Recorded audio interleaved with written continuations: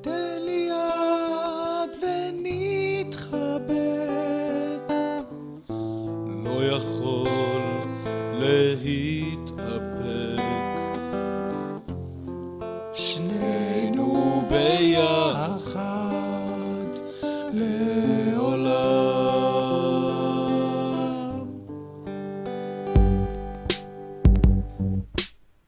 גבירותיי ורבותיי, זה לא יאמן, מבוסס על סיפור אמיתי.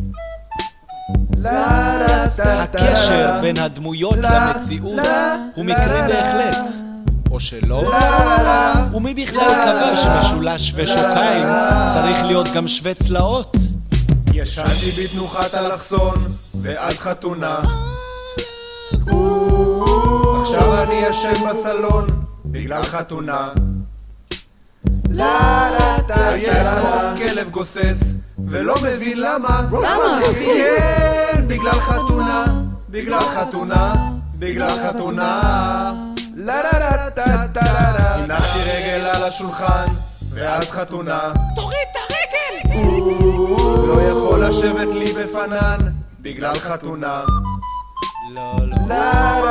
חשבתי לעצמי זה מוגזם, אך זה מה שיש. למה אחי? כן, אני מתעקש, עוזב את הששבש ולא מתייאש.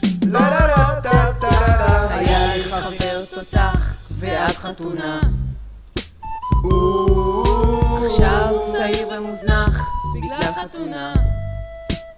אתמול אני מרתה לי גבות, זה לא יאמן. למה? כן, אני מתחתן, אני מתחתן, אני מתחתן. עשית לי מסאז' ברגליים ואז חתונה, עכשיו בקושי בציפורניים בגלל חתונה. עשה לי טובה לפחות, תזרוק את הזבל. למה? כן, כי זה תפקידך, תעשה גם כביסה ושטוף את הרצפה. הבאת לי גורמה למיטה ואז חתונה, היום רק חומוס ופיתה בגלל חתונה. מה לשים בפיתה? מאלץ חרוזים במלרה וזה די ברור. למה אחי? כן, בגלל חתונה, בגלל חתונה, בגלל חתונה. ביליתי כל היום בקניון ואז חתונה, עכשיו חריגה בחשבון בגלל חתונה. עקב חריגה בחשבונך. הכל מתוקצב ומחושב ולי זה ברור. למה? כן, בגלל חתונה, בגלל חתונה, בגלל חתונה. פגשתי תיירת יפה אבל אני מתחתן, Excuse me, where is our חולם על טיסה לחיפה אבל אני מתחתן. חיפה, חיפה, עיר בתים. היו לי הרבה תוכניות, עכשיו כבר אין. למה אחי? כן, אני מתחתן, אני מתחתן, אני מתחתן.